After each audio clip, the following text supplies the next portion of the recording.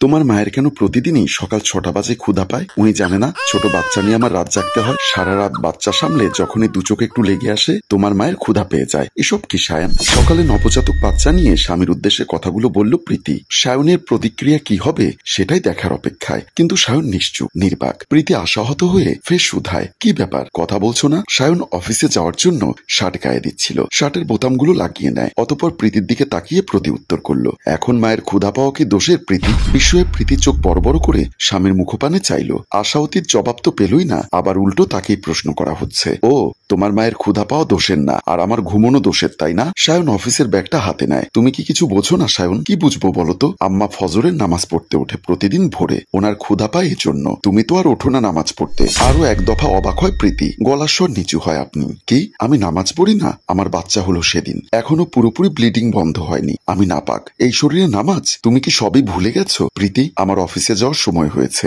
স্বামীর এখনো খাপছাড়া জবাবে খুব কষ্ট হয় প্রীতির। সেই থেকে রাগে দুঃখে শেষমেশ বলেই ফেললো, হ্যাঁ, তোমার মায়ের ক্ষুধা পাওয়ার সময় হয়, তোমার অফিসে যাওয়ার সময় হয়, কেবল আমার সময় লাগে না নিজের জন্য, তাই না? শাওন এবারও চুপচাপ, কোনো বাক্য বিনিময় না করে রুম থেকে বেরিয়ে আসলো। সায়ন বেরিয়ে যাবার সময় সায়নের মা স্বপ্না বেগম সায়নকে চলে যেতে দেখে জিজ্ঞাসা করে, কি রে, না খেয়ে চলে যাচ্ছিস নাকি? সায়ন পেছন ঘুরে উত্তর দেয়, ক্ষুধা গায়েব হয়ে গেছে আম্মা, তোমার বৌমাকে বলো ইচ্ছা মতো খেতে। কথাটা শুনে স্বপ্না বেগম কিছুটা থমথমে খেয়ে গেলেন। ঘরের ভেতর দরজার আড়াল থেকে সবটা শুনছিল প্রীতি। বুক ভরে দীর্ঘশ্বাস টেনে থমকে গেল, চোখে জল ভেসে উঠল। মনে হলো সে যদি কিছু বলতে চায়ও কেউই বুঝবে না, কেবল তার দৃষ্টি স্থির হয়ে রইল, অধিকারহীন এক বেদনাহত স্ত্রীর দৃষ্টির মতো। স্বপ্না বেগম রাগ দেখিয়ে গেলেন বৌমার রুমে। ভোর থেকে টানা ব্যস্ততা, অভিমান আর ক্লান্তির ভার যেন শরীরে জমে আছে। তবুও মেয়ের দিকে একবার স্নেহভরা চোখে তাকিয়ে প্রীতি অবশেষে ফ্রেশ হতে উঠে দাঁড়ালো। সায়ন বেরিয়ে যাবার অনেকক্ষণ হয়েছে, অথচ প্রীতি নিজের মধ্যে জমে থাকা অভিমানের ভার নামাতে পারল না। সে বসে রইল বিছানার কোণে,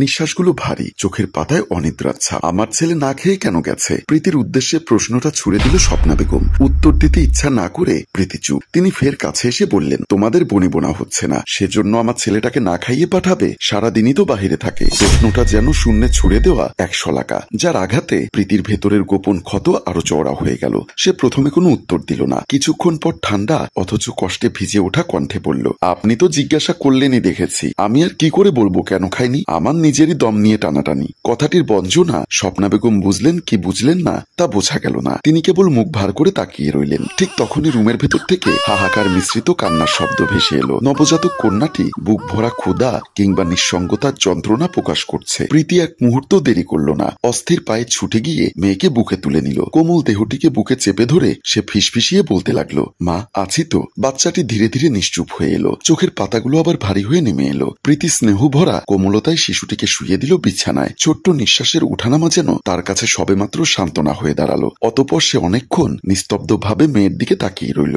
মনে হলো পৃথিবীর সমস্ত ব্যথা, সমস্ত অবহেলা এই ছোট্ট অস্তিত্বের ঘ্রাণে গলে গিয়ে অনির্বাচনীয় এক শান্তিতে রূপান্তরিত হচ্ছে। স্বপ্না বেগমও আর কিছু বললেন না। এভাবে সময় কেটে যায়। ঘড়ির কাঁটা 10টা বাজিয়ে দিল। সূর্যের আলো ঘরে ঢুকে পড়ে, অথচ প্রীতির চোখে মুখে রাতের ক্লান্তি এখনো ঘনীভূত। অভিমান, তর্ক বিতর্ক আর কান্নার মাঝেই সে নিজেকে হারিয়ে ফেলেছিল। নিজের কথা ভাবার সময় নেই। গভীর দীর্ঘশ্বাস ফেলে প্রীতি ধীরে ধীরে উঠে দাঁড়ালো। আয়নার সামনে গিয়ে নিজের বিবর্ণ মুখখানি দেখে নিস্তব্ধ স্বরে বলল, আমি কি সত্যি কেবলই মা, নাকি স্ত্রীও বটে? তারপর সে ফ্রেশ হতে চলে গেল, যেন দিনের পরবর্তী লড়াইয়ের জন্য নিজেকে প্রস্তুত করছে। মেয়েটির বয়স 1 মাস পূর্ণ হলো। এই 1 মাস যেন প্রীতির কাছে এক অনন্তহীন সংগ্রামের নাম। সায়ন প্রতিদিন ভোরবেলা অফিসের জন্য বের হয়ে যায়, ফিরে আসে সন্ধ্যা গড়ালে। ফেরার পর মেয়েটির মাথায় হাত বুলিয়ে গালে একটু আধটু চুমু খেয়ে আদরের পরশ দিয়ে যেন কর্তব্য সেরেই আড্ডার টানে ছুটে যায় পাড়ার চায়ের দোকানে। সেখানে বন্ধু বান্ধবের সঙ্গে গল্প, হাসি ঠাট্টা, নানান খুচরো রাজনীতি বা খেলাধুলোর আলাপে তার সন্ধ্যা গড়িয়ে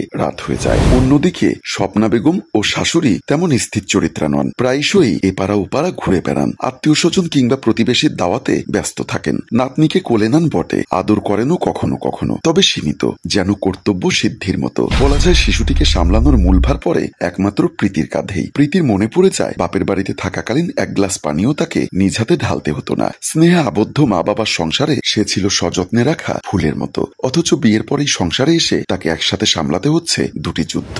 রাত নামলেই অস্থিরতা শুরু হয়। মেয়েটা তখন অঝরে কাঁদতে থাকে। মুখে দুধ না পেলে সে চুপ করে না, কোলে না নিলে আরো জোরে কান্নায় চড়ে বসে। নিদ্রাহীন প্রীতি তখন সারা রাত শিশুটিকে দোলাতে থাকে, গায়ে লাগিয়ে চুপ করানোর বৃথা প্রয়াস চালায়। শিশুটি থামলেও তার নিজের চোখের পাতা আর এক মুহূর্ত বন্ধ করার সুযোগ পায় না। ফলস্বরূপ সকালে যখন মাত্র চোখ লেগে আসে তখনই শাশুড়ির ডাক ভেসে আসে। সেগুলো কিঞ্চিত খোঁচা মারাও। সরাসরি নাস্তা দিতে না বললেও এমন কথা বলবে প্রীতির ঘুম ছুটে যায়। 5:30 কিংবা 6টা বাজে, এমন কোনো মুহূর্তেই সে ডাক পড়ে। ফলে প্রীতির অর্ধেক ঘুম ছিন্ন ভিন্ন হয়ে যায়। শরীর জুড়ে ক্লান্তি জমে থেকে যায়। আর এই ক্লান্তির অভিযোগ করারও কেউ নেই, শোনবারও কেউ নেই। বৌমা, 11টা বাজতে চললো, রান্না কি চড়াবে না? না। স্বপ্না বেগম অবাক হলেন। তার মুখের উপর কথা হজম করতে পারলেন না। আবারও বলল, রান্না করবে না মানে? প্রীতি আলতো হাতে চুলের জট ছাড়াতে ছাড়াতে জবাব দেয়, রান্না করব না তাই বললাম আম্মা। কেন? রান্না না করলে খাবো কি? কালকের অর্ধেক পাতিল বিরিয়ানি এখনো ফ্রিজে রাখা আছে, আমি গরম করে রাখছি, নিজের জন্য এনেছি। আপনার যখন ক্ষুধা লাগবে আপনিও খেয়ে নিবেন। স্বপ্না বেগমের চোখ মুখ ইতিমধ্যেই কুঁচকে এসেছে। প্রীতি সেদিকে তাকানোর সময় কই। তিনি আবারও বললেন, না খাইয়ে রাখার ধান্দা? প্রতি উত্তরে প্রীতি সোজা সাপটা জবাব, খাবার থাকতে না খেয়ে থাকবেন কেন?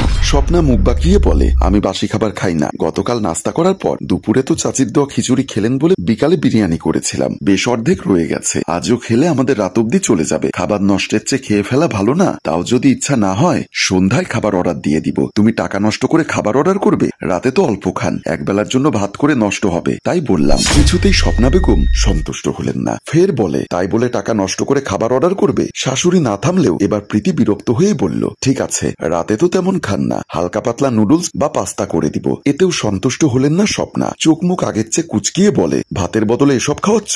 উত্তর দিতে দিতে বিরক্ত হয়ে এবার প্রীতিও বলে ফেলল, বেশ তো, আপনি বরং ভাত রান্না করেই খাবেন, আমার কোনো সমস্যা নেই। স্বপ্না বেগম এবার আঙ্গুল উঁচিয়ে বললেন, কি আমাকে রান্না করে খেতে বলছো? তাহলে তোমাকে কেন এনেছি? দাঁড়াও, আজ আসুক আমার ছেলে। এভাবে মুখে মুখে তর্ক করছো তো তোমার মুখ বন্ধ করতে বলবো। আর উত্তর করল না প্রীতি। মনোযোগ দিয়ে চুল আঁচড়াতে লাগলো। কতদিন যত্ন করে না নিজের। সন্ধ্যায় যে কি হবে সেটাই ভাবছে। হোক যা খুশি, সেও মানুষ। সায়ন যদি মায়ের কথা শুনে তবে বউয়ের কথাও শোনা তার দায়িত্ব। সম্মানিত ভিউয়ার্স, আপনাদের কি মনে হয় সে কি ঠিক করেছে নাকি ভুল? আরো যদি ভুল হয় তাহলে ওর সাথে বাকিরা যা করছে তা কি ঠিক? গল্পটির ভাবনা ও পরিচালনায় অভি, ক্যামেরায় মিজান, অনুমান এবং প্রযোজনায় মঞ্জুর মোর্শেদ। ধন্যবাদ।